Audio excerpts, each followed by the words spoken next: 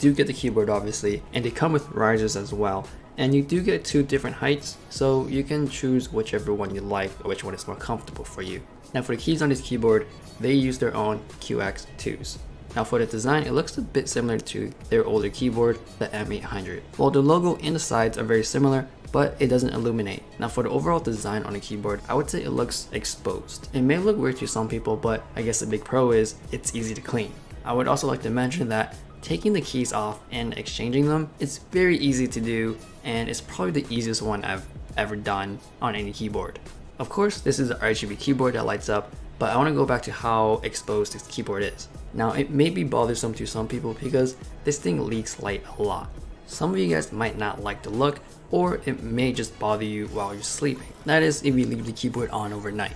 Again, this keyboard uses QX2s, and for pressing the keys, it's fairly easy to press. You don't really need to apply too much force, and if you have heavy fingers, then you might set off a skill or something that you might not intend to do. So be mindful of that. This keyboard does give you multimedia keys and buttons to lower and brighten your LED settings. So to use these keys, you have to hold down the Steelseries button and then you can press on any of these keys.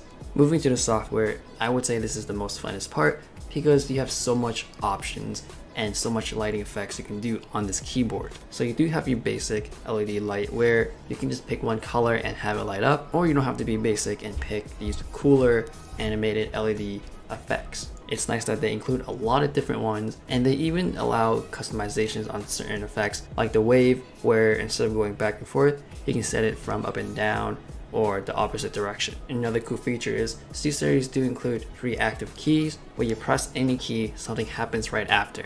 There's a bunch of settings for that, and you can choose the speed. They are cool effects, and you can make the keyboard look very chaotic. There are a key binding tab where you can assign any key to anything.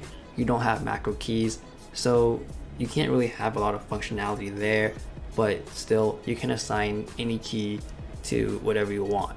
And in the settings tab, you do have basic options there, like your polling rate and LED brightness level.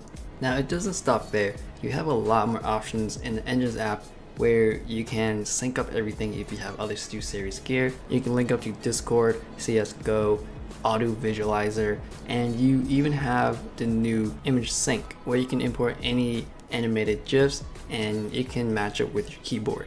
Now they do give you a couple examples, but you can always make your own.